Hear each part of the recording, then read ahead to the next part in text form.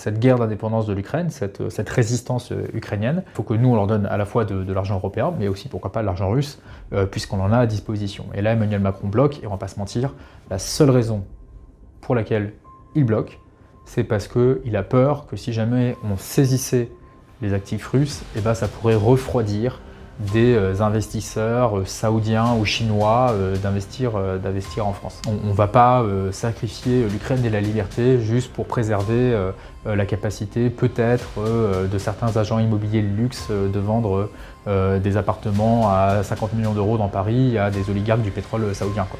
Enfin, franchement. Bonjour et bienvenue dans cet épisode, ce troisième épisode de mon journal de bord d'eurodéputé. Aujourd'hui, on va parler de plusieurs choses qui ont été importantes à la fin du mois de février et au courant du mois de mars. D'abord de la présence, ou plutôt de l'absence de l'extrême droite au sein des commissions parlementaires et de la séance plénière du Parlement européen. Ensuite, je vais vous parler d'Ukraine, puisque j'ai été en déplacement, en mission en Ukraine pendant plusieurs jours à la toute fin du mois de février. Et à la fin, on va aussi parler un peu de la position de la France sur cette question de l'Ukraine et de ce que la France pourrait vraiment faire de mieux sur la question ukrainienne, à la fois en matière de défense, mais aussi en matière d'énergie. Alors tout d'abord, on va démarrer avec l'extrême droite. Vous savez que l'extrême droite, elle est désormais extrêmement puissante au sein du Parlement européen.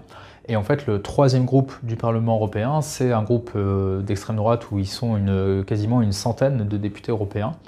Ce groupe-là, ils se sont appelés eux-mêmes les Patriotes pour l'Europe. Ce qui est un peu ironique, qu'on sait que ces gens-là sont à la solde de Vladimir Poutine, donc honnêtement, ils ne devraient pas s'appeler les patriotes pour l'Europe, mais les poutinistes pour l'Europe, ou plutôt contre l'Europe en l'occurrence. Toujours est-il que ce groupe-là, il est formé notamment de Français, c'est là où il y a les membres du Rassemblement national, et du coup Jordan Bardella, il est chef de ce groupe-là, les PFE, ou les PFE pour le dire plus rapidement. Et ce groupe, même si c'est surtout les Français qui forment, disons, la masse de ce groupe-là au Parlement européen, les marionnettistes, ceux qui tirent vraiment les ficelles, c'est les Hongrois de Viktor Orban, qui sont vice-présidents de ce groupe et qui sont les gens véritablement qui ont l'intelligence politique et qui du coup utilisent leurs supplétifs français et italiens pour atteindre les objectifs de Viktor Orban, qui sont du coup les objectifs fondamentalement de Vladimir Poutine. Et ce groupe-là, le groupe de l'extrême droite de Jordan Bardella, et moi surtout ce qui me frappe, c'est que maintenant ils sont extrêmement absents. Ils ont été fraîchement élus en juin, ils sont venus à quelques réunions, mais là j'ai constaté notamment ce mois-ci, le mois de mars, leur absence quasiment complète à deux moments importants où moi et beaucoup d'autres on est intervenus. Le premier élément, c'était à la séance plénière à Strasbourg au mois de mars. Donc la séance plénière, c'est un moment hyper important. On se retrouve, on est 720 députés européens, on a tous et toutes été élus directement au suffrage universel direct par les citoyens européens. Et du coup, on se retrouve à Strasbourg. Et ce qu'on fait à Strasbourg, c'est des votes, mais aussi des débats en plénière. Donc à débat en plénière, on va pas se mentir, c'est rare qu'il y ait 700 eurodéputés qui soient dans la salle, mais il y a toujours une trentaine, une cinquantaine, une soixantaine d'eurodéputés qui suivent les dossiers et qui vont être là. Et moi, du coup, j'ai notamment pris la parole pour parler des enjeux d'industrie et de décarbonation de l'industrie européenne. Et au moment où j'allais prendre la parole, je constate que la partie à l'extrême droite de l'hémicycle est vide. Et du coup, je vérifie bien. Et effectivement, sur la centaine de députés européens du groupe de Jordan Bardella, il y en avait 0 qui étaient présents au moment où j'abordais moi-même du coup mon intervention dans ce débat-là sur l'avenir de l'industrie européenne. Vous l'avez peut-être vu d'ailleurs si vous me suivez sur Instagram, vous avez pu voir en fait que j'ai noté du coup leur absence complète. Je constate qu'il y a 0 député européen du groupe PFE dans cette salle à ce moment. La sécurité du continent européen est menacée comme elle a rarement été depuis des décennies. Le débat que nous avons aujourd'hui est un débat de qualité, et merci Monsieur le Commissaire de nous honorer de votre présence. Et je constate que le troisième groupe du Parlement européen, qui se dit patriote, est absent. Ils prouvent, par leur absence, le fait qu'ils ne sont pas des patriotes, mais des poutinistes. Ce qui était effectivement assez étonnant, puisque c'est des gens qui nous disent qu'ils veulent vraiment défendre l'industrie européenne, réindustrialiser, et quand on débat de comment est-ce que concrètement on fait ça, il n'y a absolument personne, alors qu'il y a la présence de la droite européenne, du centre, des Verts, de notre groupe sociodémocrate et même de la gauche radicale. Vraiment, tous les groupes étaient là, sauf du coup le groupe de Jordan Bardella qui n'a pas voulu envoyer un seul député européen pour participer à l'intégralité de ce débat. Donc ça a eu lieu début mars, et après on a entamé 2 semaines de commission parlementaire ici à Bruxelles. C'est vraiment là où on rentre dans le détail des sujets. C'est moins suivi par les médias, mais c'est là où se fait vraiment le cœur du travail parlementaire. Une des choses qu'on fait durant les sessions à Bruxelles, c'est d'auditionner des commissaires. Les commissaires européens, en fait, c'est un petit peu des ministres du gouvernement européen. Et il y en a un qui est hyper important en ce moment, qui s'appelle le commissaire Kubilius, qui est de nationalité lituanienne. Et M. Kubilius, il est commissaire à la défense. Et c'est la première fois dans l'Union européenne qu'on a un ministre européen en charge de la défense. Parce qu'en fait, c'est la première fois qu'on en a besoin, puisqu'on a quand même connu des décennies de paix sur le continent européen, que l'impérialisme de Vladimir Poutine est venu massacrer. Et donc on auditionne du coup le commissaire Kubilius. Il y a ce grand plan européen de réarmement où il y a des chiffres comme ça qui ont été lancés, des grands chiffres de 800 milliards. Et du coup, le but de l'audition, c'était un petit peu de comprendre c'était quoi le plan proposé par la Commission et quel était nous aussi notre point de vue en tant que parlementaires qui sommes intéressés par plein d'enjeux, évidemment la défense de l'Ukraine en premier, mais aussi comment est-ce qu'on peut avoir une base industrielle de défense qui soit le plus en plus indépendante des États-Unis de Donald Trump, puisqu'on sait que Donald Trump nous a trahis, nous Européens, en février, en s'alignant sur la position de la Corée du Nord et de la Russie, sur une question importante de sécurité européenne, à savoir l'avenir de l'Ukraine. On entame cet échange-là. Il y avait un membre de l'extrême droite qui a été venu quand même pour dire un peu quel était leur point de vue, et cette députée européenne-là, elle est partie à 10h09, alors que le débat se terminait à 11h. Et du coup, pendant une heure où on a eu vraiment le vrai échange, pas simplement des prises de position et des postures, mais un vrai échange avec le commissaire Kubilius, le commissaire à la défense, et il n'y avait à nouveau, aucun député européen du PFE, donc du parti de Jordan Bardella, qui était présent. Là aussi, c'est des gens qui vont ils vont sortir les violons pour nous dire à quel point il faut défendre l'honneur de l'armée française, etc., etc. Mais en fait, qu'on discute concrètement de comment est-ce qu'on arme nos soldats, comment est-ce qu'on fait en sorte qu'on leur donne les meilleurs armements au plus bas coût possible, dans une logique la plus interopérable, c'est-à-dire faire en sorte que nos soldats français puissent utiliser, s'il y en a besoin, du matériel allemand, du matériel polonais, etc. Qu'on parle de tous ces détails-là qui sont vraiment essentiels pour l'efficacité de l'armée française. Il n'y a pas de député européen du groupe de Jordan Bardella. Ça, je pense que c'est important de le dire, puisque c'est des gens qui ont été élus et ils ne font pas leur travail. Et fondamentalement, ils prennent les citoyens pour des cons. Puisque le but, l'essence même de la mission d'un représentant, c'est de faire le job. Et c'est évidemment d'assister au débat en plénière à Strasbourg, et il n'y était pas quand on parlait d'industrie, c'est de faire aussi ce travail en commission parlementaire, même s'il est moins suivi par les médias, c'est un travail qui est essentiel. Et donc là, on parlait de l'avenir de la défense du continent européen, et là aussi, ils étaient absents pendant quasiment une heure d'échange avec le commissaire, donc le ministre européen en charge de la défense. Là, j'enregistre cette vidéo le 26 mars, et il y a un mois, jour pour jour, j'étais encore en Ukraine. Je suis parti en Ukraine dans le cadre d'une mission de plusieurs députés européens, et je voulais un peu vous raconter comment ça s'est fait. Alors déjà, on a commencé à préparer ça il y a plusieurs mois. C'est Raphaël Glucksmann, qui est membre de la commission défense du Parlement européen, qui est aussi le coprésident de Place Publique, mon parti politique, qui a été à l'initiative de ça, de cette mission d'eurodéputés en Ukraine, et du coup il m'a proposé de venir avec lui ainsi que d'autres députés européens, et j'ai tout de suite dit oui parce que ce qui se passe en Ukraine est fondamental pour l'avenir du continent européen, et je pense que c'est la place d'un député européen que d'être en Ukraine en soutien du peuple ukrainien, qui est un peuple européen et qui combat pour la liberté de l'Ukraine et la liberté de l'Europe. Cette mission, on n'a pas trop pu en parler avant. Pour des raisons de sécurité, il ne fallait pas trop annoncer à tout le monde qu'on allait être en Ukraine du 24 février au 26 février 2025. Donc on y a été à plusieurs. On y a été avec Raphaël Glucksmann, mais aussi avec la vice-présidente du Parlement européen, Pina Picierno, qui est une membre du coup des sociodémocrates européens, elle-même est de nationalité italienne. On était aussi avec Tobias Kremer, qui est un député européen allemand, de la social-démocratie allemande, qui fait partie vraiment de cette nouvelle génération de sociodémocrates qui prennent à bras-le-corps les enjeux de défense, parce qu'il faut bien qu'on se prépare à vivre dans le monde tel qu'il est, même quand ce monde-là nous déplaît.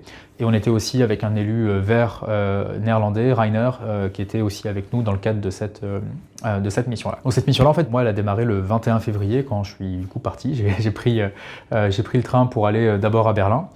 J'en ai profité pour faire une petite pause à Berlin et voir aussi quelques amis que j'ai là-bas, avant d'aller à Varsovie. Et ensuite, j'ai retrouvé tous les autres eurodéputés qui faisaient partie de cette mission-là à Varsovie pour prendre le train. Et donc on a pris un train de nuit qui est parti le dimanche soir de Pologne pour arriver du coup le lundi matin en Ukraine. Pour la petite blague, un train de nuit c'est assez bizarre parce que du coup il y avait quasiment que des politiques là-dedans. Donc j'ai croisé notamment l'ancien Premier ministre britannique Boris Johnson, l'ancien Premier ministre français Gabriel Attal, l'actuel ministre français des Affaires européennes Benjamin Haddad.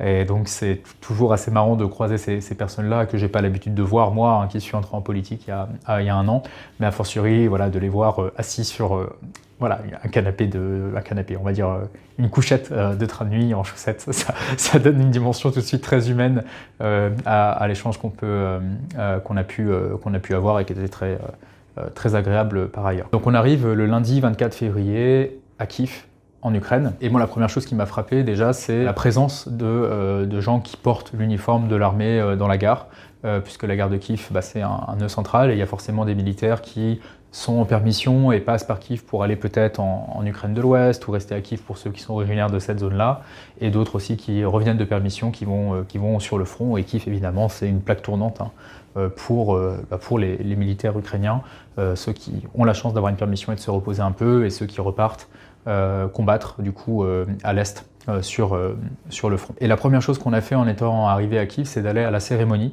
C'est une cérémonie qui était très émouvante, où on a rendu hommage aux hommes et aux femmes qui sont morts dans le cadre de cette guerre. Et donc on arrive là, il fait très froid, on nous donne une bougie qui est posée sur le pied, disons au pied de ce monument aux morts, qui est un monument aux morts qui est très ukrainien en fait. C'est quelque chose de très auto-organisé. Il y a plein de drapeaux, énormément de drapeaux ukrainiens, mais aussi des drapeaux d'autres nationalités, puisqu'il y a beaucoup d'hommes qui ont fait le choix de servir l'Ukraine alors qu'ils sont lituaniens, alors qu'ils sont français. Et moi j'ai notamment été ému par un drapeau français qui était là, qui était un drapeau d'ailleurs du 15 de France, sur lequel il y avait le nom de 4 soldats, 3 Français, 1 Géorgien, qui ont fait le choix de venir se battre pour notre liberté en Ukraine et qui malheureusement sont morts. Et voilà, moi je trouvais ça la moindre des choses de leur rendre hommage, puisqu'il y a honneur à ceux qui sont tombés. Donc c'était un moment très émouvant et très important. Il y avait aussi le président Zelensky, le président ukrainien qui était là. C'était quelques jours avant cette interview, cet échange surréaliste dans le bureau ovale à la Maison-Blanche, où Donald Trump a cherché à humilier Volodymyr Zelensky, et un moment où le président ukrainien a su rester digne et se montrer à la hauteur de la dignité de son peuple. En Ukraine, on est allé visiter une usine de drones, puisque les drones ont pris une importance fondamentale dans la manière de faire la guerre au XXIe siècle. Je ne sais pas à quel point on peut les comparer, mais peut-être le point de comparaison le moins éloigné, c'est les chars. C'est un peu comme les chars qui sont devenus une arme fondamentale durant la Première Guerre mondiale. Et les drones sont devenus une arme extrêmement importante qu'on trouve partout. Donc on a beaucoup échangé avec les Ukrainiens sur ce volet drone, tant avec des militaires ukrainiens qu'avec des gens du ministère de l'Industrie de l'Armement, mais aussi avec du coup des gens qui fabriquent ces drones-là. Donc on est allé visiter une usine de drones. Et là où c'était intéressant aussi, c'est que c'est une usine qui est une entreprise qui est à la base une entreprise allemande. Et donc il y avait aussi des Allemands qui sont venus en Ukraine pour, à leur manière, par leur capacité d'ingénieurs et de managers, contribuer à l'effort de guerre ukrainien.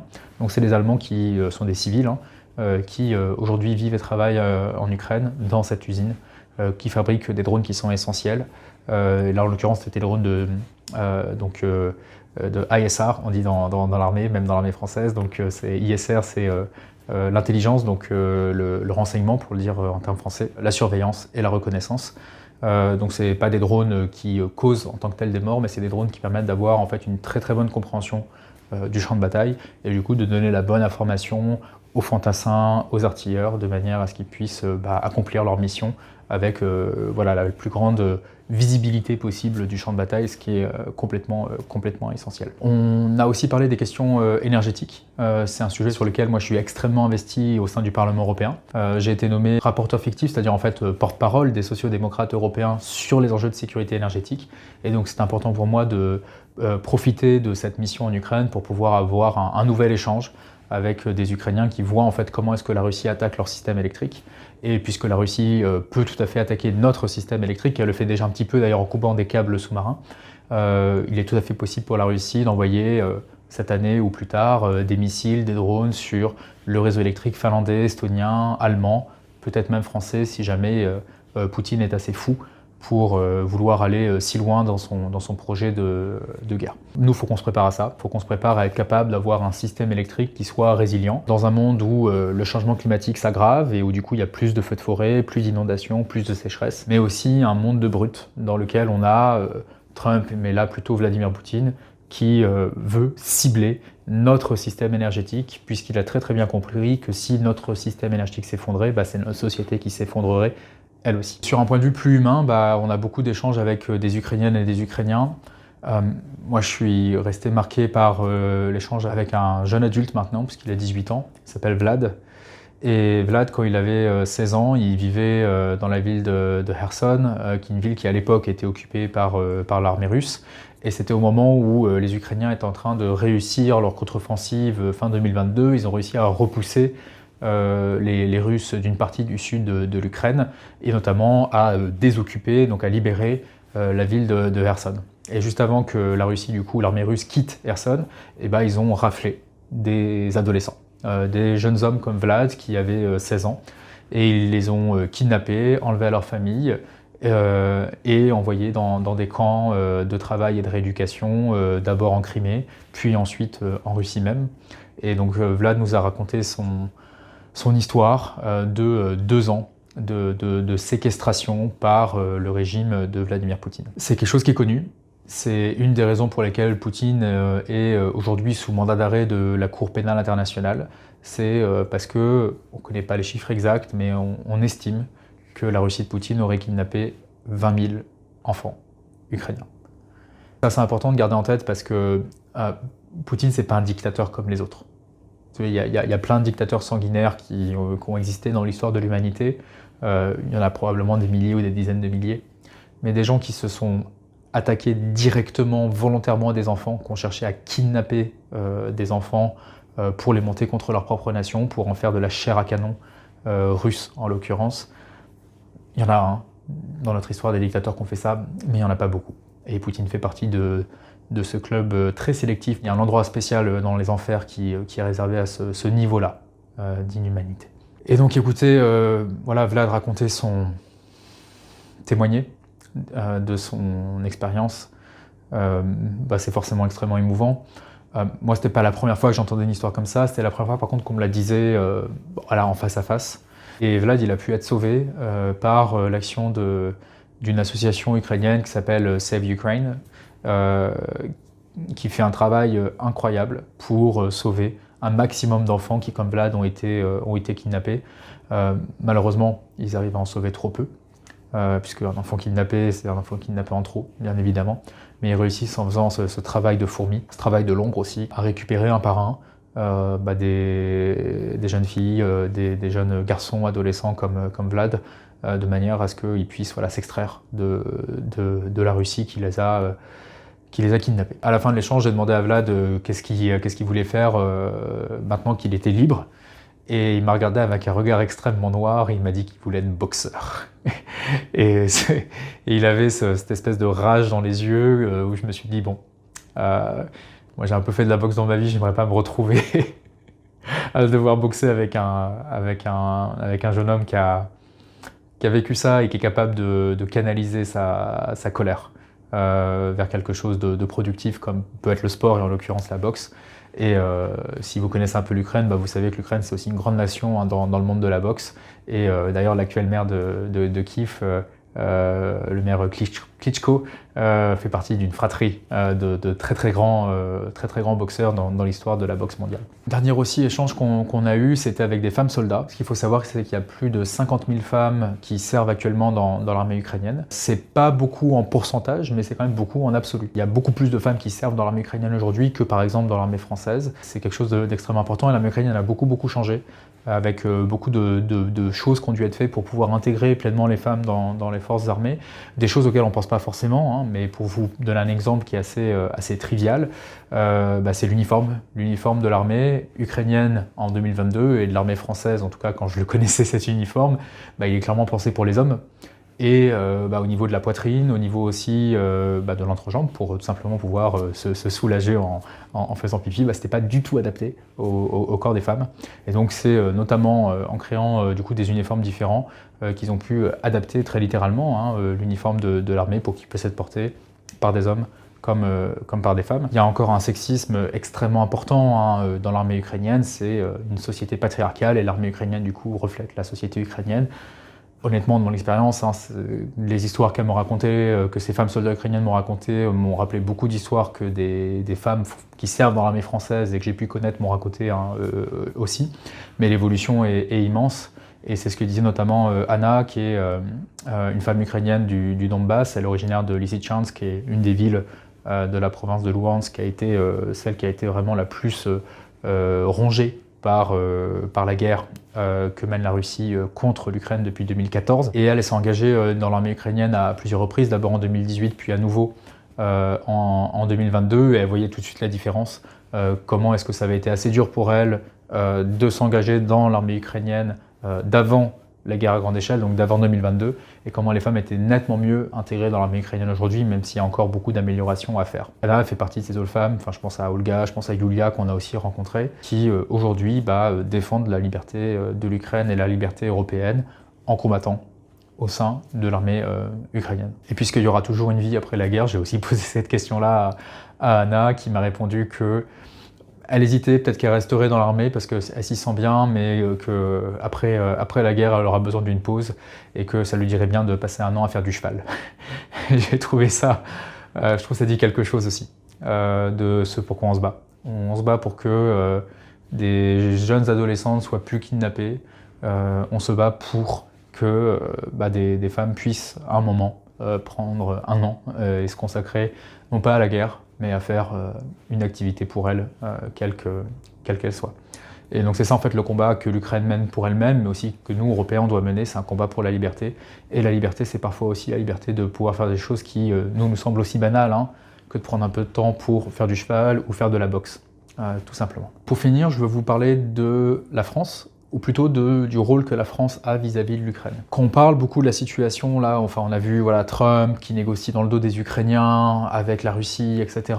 Ça rappelle à beaucoup de gens ce qui se passait en Europe en 1938. En 1938, il y avait un tyran sanguinaire qui avait réussi à prendre le pouvoir et à mettre en place un État totalitaire chez lui en Allemagne, c'était Adolf Hitler. Et il prétextait du fait qu'il y avait des gens en Tchécoslovaquie qui parlaient allemand pour dire ces gens-là nous appartiennent. C'est à ce moment-là où Adolf Hitler menace d'envahir la Tchécoslovaquie et provoque du coup une négociation diplomatique qui vont amener à ce qu'on connaît sous le nom des accords de Munich. Les accords de Munich, c'est quoi? C'est une erreur majeure historique où la France et la Grande-Bretagne trahissent leur allié tchécoslovaque. La France et la Grande-Bretagne négocient directement avec l'Allemagne. Les Tchécoslovaques ne sont pas représentés et ils se font manger. Du côté britannique, il y avait un peu deux personnes qui menaient le parti conservateur britannique à l'époque et qui étaient opposées, qui avaient des visions complètement opposées sur la politique adoptée vis-à-vis d'Hitler. Il y en avait un qu'on connaît beaucoup, qui est Winston Churchill, qui était complètement opposé à la politique britannique de l'époque et qui disait que Hitler était une menace et qu'il fallait tenir bon, il fallait soutenir les Tchécoslovaques, il fallait soutenir la France parce qu'on ne pouvait défendre la paix que par la force. Ça n'était que en montrant qu'on était fort qu'on aurait pu empêcher Hitler d'envahir la Tchécoslovaquie, mais aussi tous les autres pays qu'il a cherché à envahir ensuite. Mais Churchill, à l'époque, il n'était pas au pouvoir. Il est arrivé au pouvoir en 1940. En 1938, le Premier ministre britannique, c'est Neville Chamberlain. Et lui est dans une logique de la paix, la paix, la paix à tout prix. Et donc du coup, c'est vraiment Chamberlain qui va mener une politique qui va amener à trahir la Tchécoslovaquie, avec l'idée que si on donne un morceau de la Tchécoslovaquie à Hitler, eh ben, il va s'arrêter là. On connaît la suite de l'histoire. Donc il y a cette opposition entre Churchill et Chamberlain. Et moi, ce qui me frappe, quand j'entends Emmanuel Macron, c'est qu'en fait, il a le discours de Churchill, mais les actes de Chamberlain. Ça, pour moi, c'est une vraie déception, puisqu'il faut reconnaître que Macron fait un vrai travail diplomatique en ce moment, et c'est une très bonne chose. Mais l'aide française apportée à l'Ukraine est vraiment encore très très faible.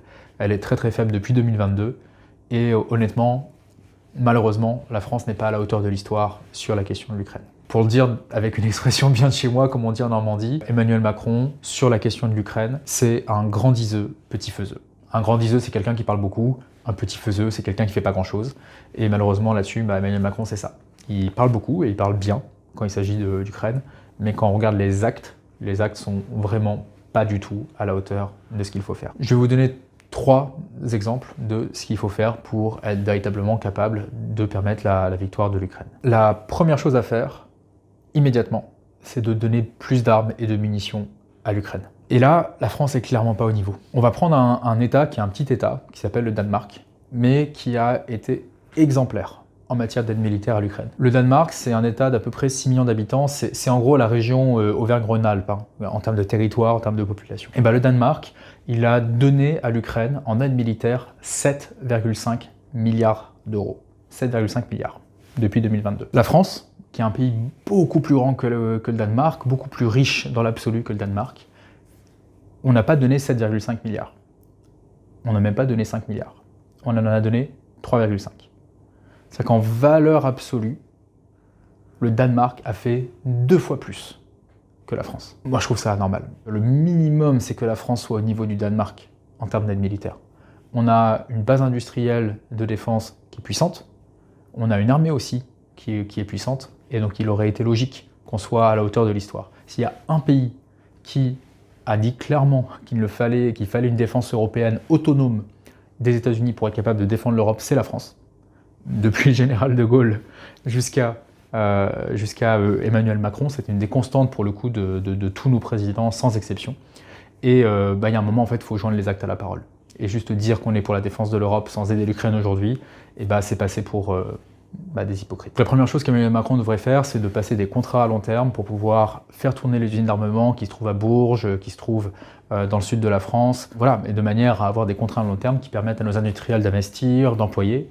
Et là, vraiment, ce qu'il faut qu'on fasse pour aider l'Ukraine, c'est juste de créer des emplois en France pour faire tourner les usines françaises qui sont essentielles aujourd'hui pour aider l'Ukraine et qui seront essentielles une fois qu'on aura permis à l'Ukraine de gagner la guerre, qui seront aussi essentielles pour refaire nos stocks militaires de manière à ce qu'on puisse rester autonome dans un monde où on sait que la Russie ne va pas disparaître et continuera à être hostile, et où l'allié américain n'est plus un allié, c'est aujourd'hui un traître, et il sera soit hostile économiquement, soit même militairement, puisque Donald Trump n'a pas exclu l'hypothèse d'envahir le Groenland, qui fait partie du Danemark, et donc le Danemark qui est un État membre de l'Union européenne. Donc vraiment, ce premier enjeu, c'est d'investir plus dans la défense de l'Ukraine, en produisant en Ukraine comme en France, avec plus d'argent, des munitions, des canons, des missiles anti-aériens, tout ce dont l'Ukraine a besoin pour se défendre aujourd'hui et pouvoir, à terme, gagner la guerre. La deuxième chose sur laquelle la France d'Emmanuel Macron bloque, c'est sur les actifs russes. En fait, ce qu'il faut savoir, c'est que quand Poutine a déclenché sa guerre à grande échelle en 2022,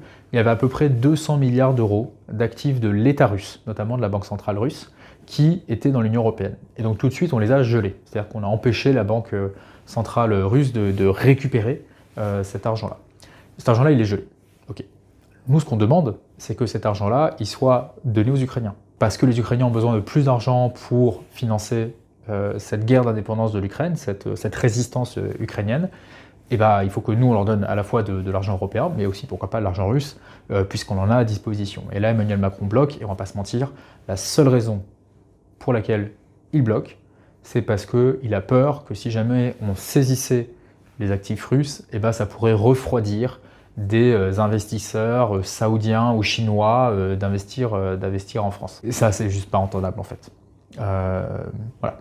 On ne va pas sacrifier l'Ukraine et la liberté juste pour préserver la capacité peut-être de certains agents immobiliers de luxe de vendre des appartements à 50 millions d'euros dans Paris à des oligarques du pétrole saoudien, quoi. Enfin, franchement. Et le troisième et dernier point sur lequel malheureusement la France n'est pas à la hauteur, c'est sur l'achat d'énergie russe. Ce qu'il faut savoir, c'est que la Russie en fait tire toute sa puissance des énergies fossiles. Le budget militaire de la Russie en guerre, c'est 140 milliards d'euros.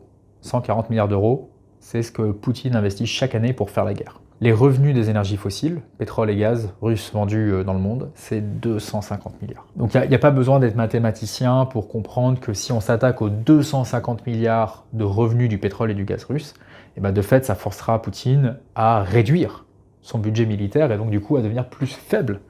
Et affaiblir Poutine économiquement, c'est vraiment la meilleure manière qu'on a de gagner la guerre. C'est la meilleure manière qu'on a d'affaiblir Poutine au point où il renoncera de nous faire la guerre en finançant des traîtres chez nous, en finançant des cyberattaques contre nos hôpitaux, en coupant des câbles de télécommunications, des câbles internet, des câbles électriques, en allant payer des gens pour taguer les étoiles de David dans les rues de Paris, ou encore en finançant la désinformation chez nous, aujourd'hui en Europe. Il faut vraiment affaiblir Poutine et du coup, faut l'attaquer. Moi, ça me fait penser un peu à ces super-héros avec, vous connaissez cette fameuse histoire de Superman qui est un homme invincible, mais qui devient extrêmement faible lorsque il est proche d'une roche de couleur verte qui s'appelle la kryptonite. Poutine, c'est pas Superman, mais clairement la transition écologique, c'est la kryptonite de Vladimir Poutine. C'est-à-dire que plus on est capable d'investir dans les énergies renouvelables, dans la rénovation des bâtiments, dans la sobriété